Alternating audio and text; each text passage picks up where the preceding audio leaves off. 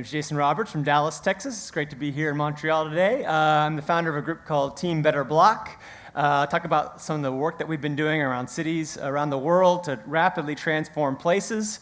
But my work, when I started, I was not an urban planner or an architect, although I typically talk to urban planners and architects. I actually was an IT manager. So I sat in rooms that looked like this, kind of cold, and you guys probably know what this looks like. So I was freezing all the time, programming, had kind of a boring day life.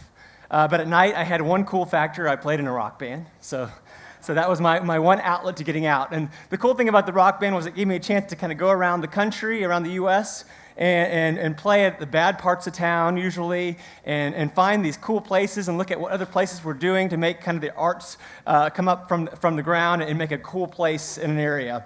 So one of my ideas for fixing places really came from a trip I took to Europe, where I saw all these great fountains and plazas. I don't know if anyone's ever been to Rome or places like this where you see these places that are full of life with old people and young people and markets that are thriving. And then I'd go up to Scandinavia and see like grandparents and grandkids riding bicycles all around, and these buildings that were hundreds of years old that were constantly being reused and revitalized into new places for new generations. So I came back to Dallas looking at this and wondering, like, what is it we're building in our community? What's going to be our legacy, like these things that we're going to hand down to our future generations?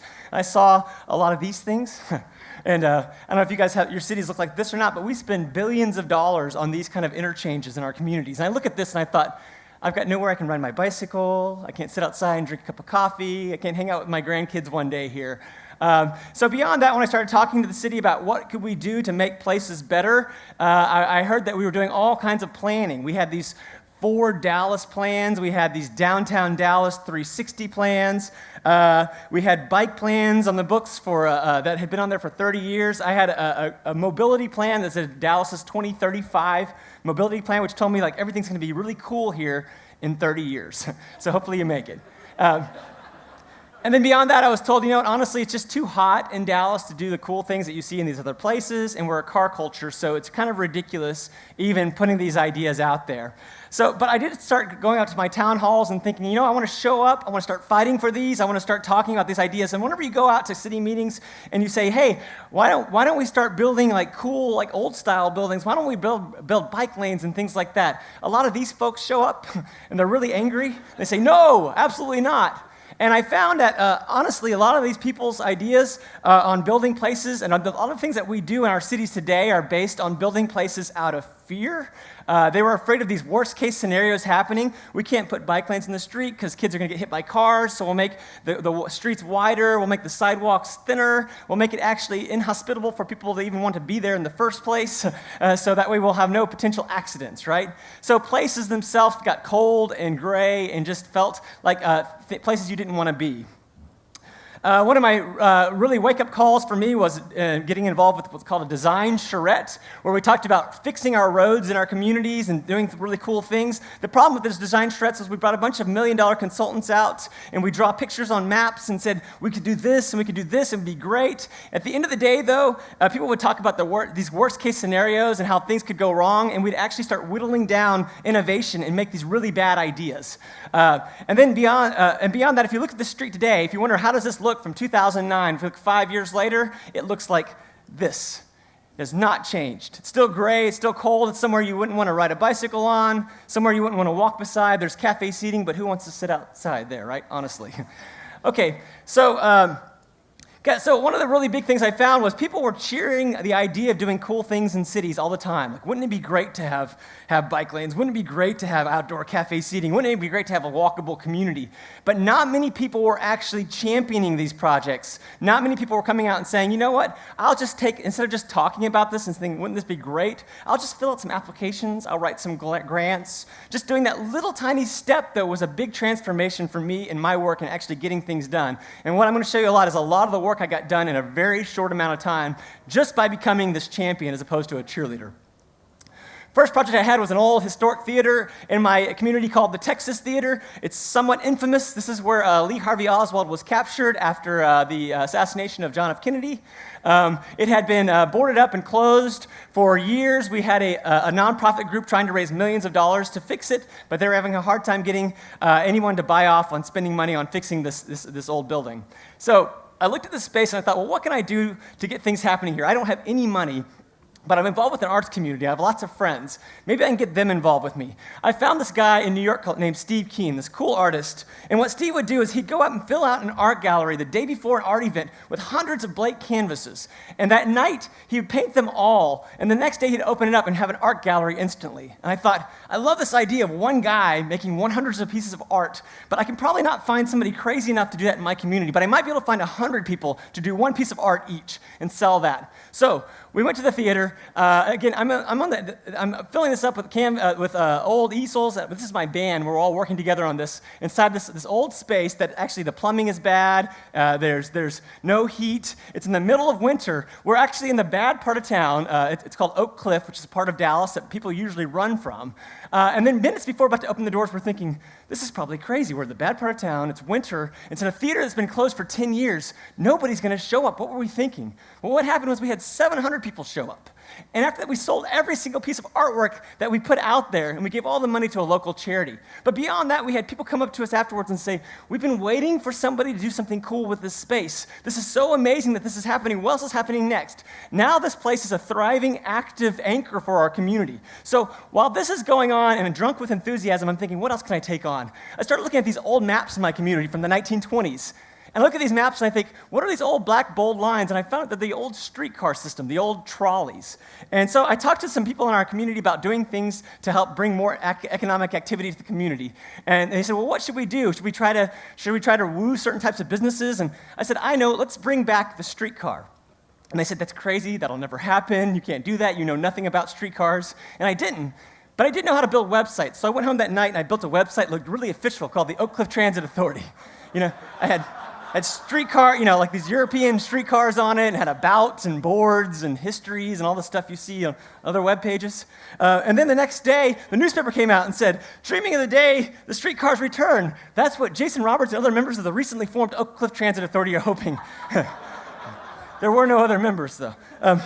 But what happened after that was we had legitimate people actually take part and help me create a nonprofit that was working on trying to bring a streetcar back. So while that's happening, I'm also looking at the bicycling initiatives in other cities that are happening like in Montreal and in Portland and cool places like this. And I'm realizing that when we talk about bicycles in Dallas, it's always this hot and sweaty, kind of man-y kind of thing. People riding for hundreds of miles. And I wanted this kind with the heavy bikes and the pretty girls in dresses and the guys in suits. And it was really hard for me to convince people that that's what we needed in our community. So taking the same ideas around the Oak Cliff Transit Authority, I created a group called Bike Friendly Oak Cliff, and we spearhead this idea of riding heavy old bicycles through our community, right? And we decided to promote our first ride. Let's go, everybody meet us, and we're going to follow the trail of Lee Harvey Oswald, because we had nothing else to celebrate in our community. And so thinking we maybe have 20 people, if we're lucky, on that first ride, we announced it. We said, let's meet at the grassy knoll. We actually had 150 people show up, this is amazing because, first of all, I didn't own a bicycle when I started Bike Friendly Oak Cliff. I just liked the idea of having a bike culture. But I'm at the front of this line, and I'm terrified because I'm thinking, wait a second, I don't need to be leading a group to the bad part of town, and I know nothing about leading a bicycle movement. But I've told people since this time that if you're passionate about something, you have everything it takes to become a leader. And so what happened was we started getting a lot of bike traction happening in our community and getting bike lanes put all over the city. And then beyond that, I started going to local schools that had no kids riding anymore. And I started talking about, well, how do we get kids to ride bicycles?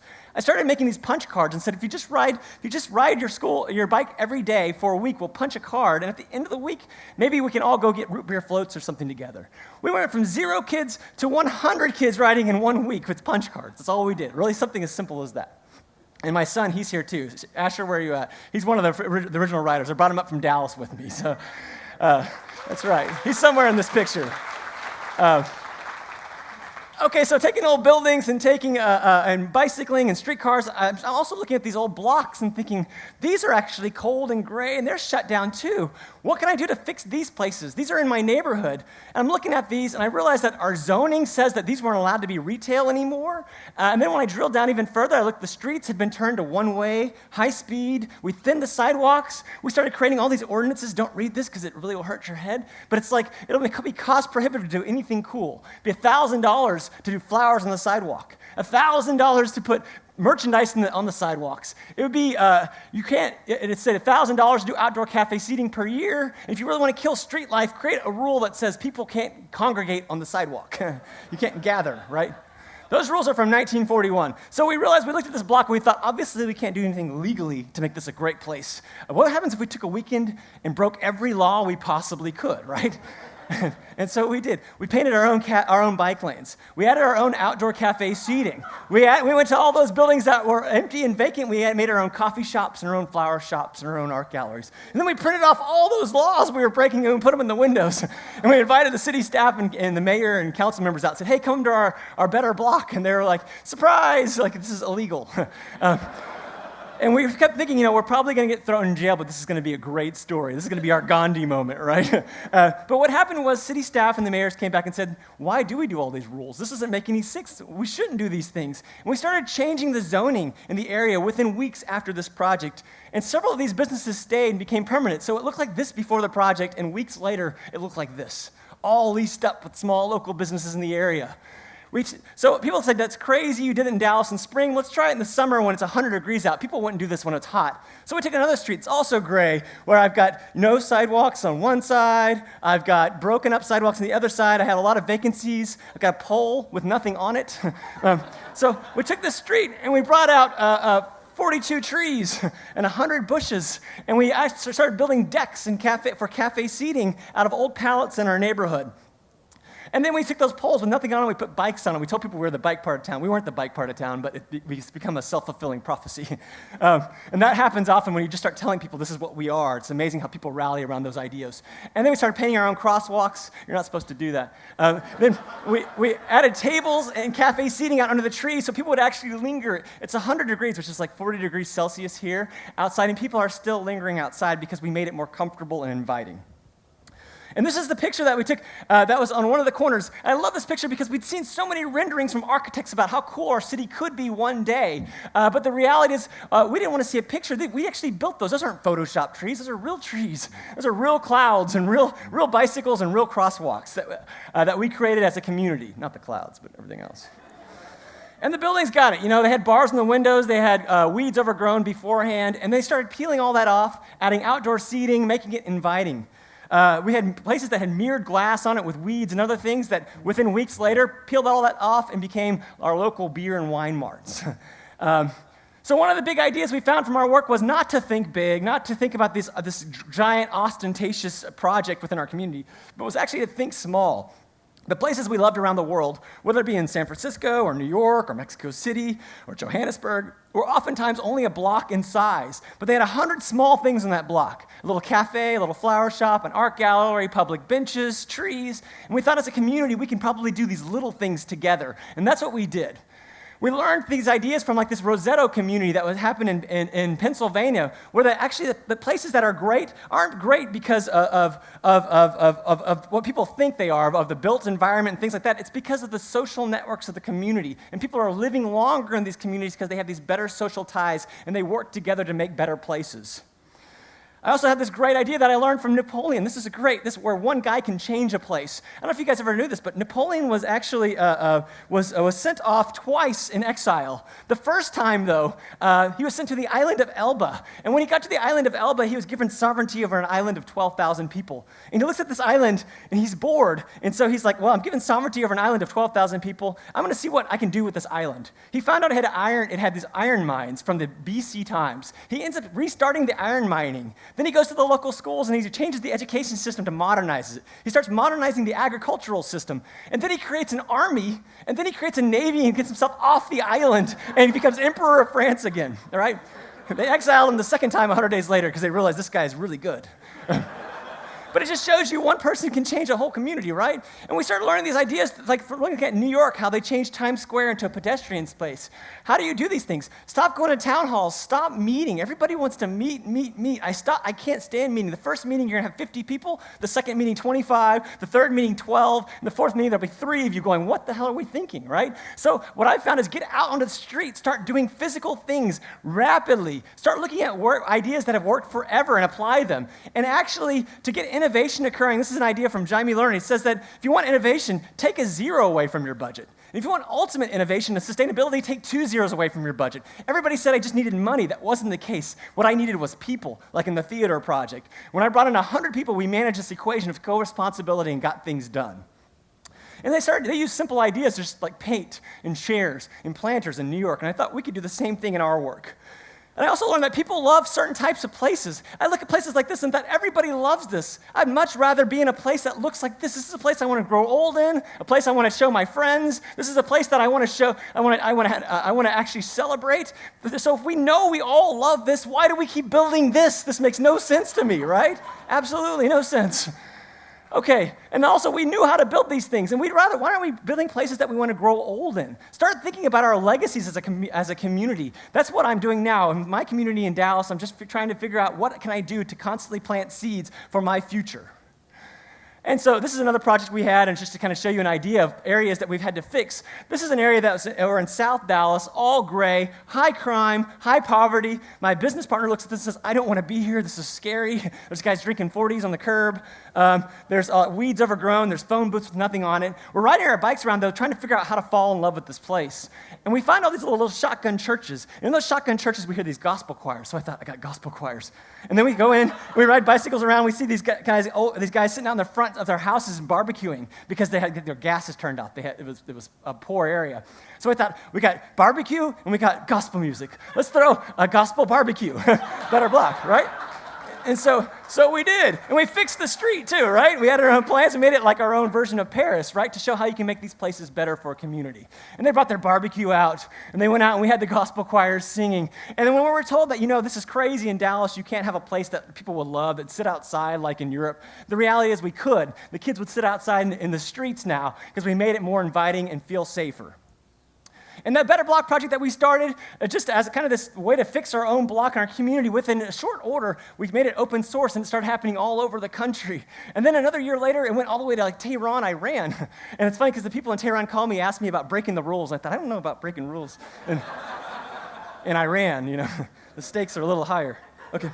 But, in Melbourne, Australia, and other places like that. Okay, back to the streetcar story. So, again, people thought we were crazy in Dallas, and and I was talking to the city, I'm like, hey, we want to bring back the streetcar to the Oak Cliff neighborhood. They're like, whatever, it's a high-crime neighborhood, it's, got no economics happening, good luck. We said, okay, well, we'll fill our own grants, so we wrote our own grants. Actually, the guy that helped me break some of those rules in the first Better Block, he's now the city council member right there, by the way. But beyond that, so we started applying for these grants at the federal level, and again, we had a 0.3% chance of getting anything. What happened was we won millions of dollars when we brought the streetcar back. It's crazy. Within, very short order. And all I did was build a website. I keep telling people that. And beyond that, now we're actually having buildings built along the streetcar line. These are apartments that are built, and that are on their way. So we've changed the built environment for decades in my community based on this website project. And this is actually the rail going in the ground. It'll be opening next year, the same time next year. So also I learned these same ideas I used to apply to kind of fix places. I also learned I could do to build restaurants. I made a restaurant with friends that's really popular. Same kind of concepts. We got together and we rapidly took the space. And now this is kind of a vibrant, happening place. I can't even get into my own restaurant on a Saturday or Sunday because it's so busy. And then I got to go have dinner with Michelle Obama. I got awards from the White House, and I ran for U.S. Congress because I thought, what else can I not do? I can do anything with these ideas, right? And feeling like, there's nothing that can stop me, but something did stop me completely in my tracks, though. In 2012, I was diagnosed with stage 3 cancer, and everything stopped, right? And at that point, I thought, well, what was I doing all this for? I wanted to have a streetcar. I wanted to fix my place. I wanted to create a place I could grow old in, and now I'm not even going to be able to grow old in it, right? But fortunately, when I was sick and I was at my worst, and I'm sitting trying to build better blocks and wondering why was I doing all this thing, what I happened to have happen around me in my community was we created a neighborhood. People started working together and building things together and fixing things together, and just we had this great environment. And so when I was at my sickest on the bathroom floor wondering how I was ever going to make it, people came together and made a Build a Better Jason campaign to help me pay for my bills and things like that.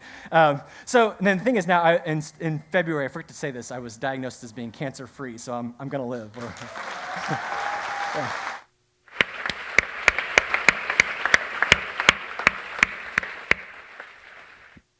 Thank you. I forget to say that sometimes, and people think I'm dying on stage. Okay, so how do you get these things done? How do I get all this work done with my community so quickly? First of all, there's 3 simple steps. Show up. If you don't show up, she will, and she's opposed to everything. All right. Secondly, give it a name. All I did was give these ideas names. I work with local designers in my community, and we have these great logos, the Oak Cliff Transit Authority, Bike-Friendly Oak Cliff, Our Conspiracy. When you name things, they have this identity that people can celebrate and promote with you.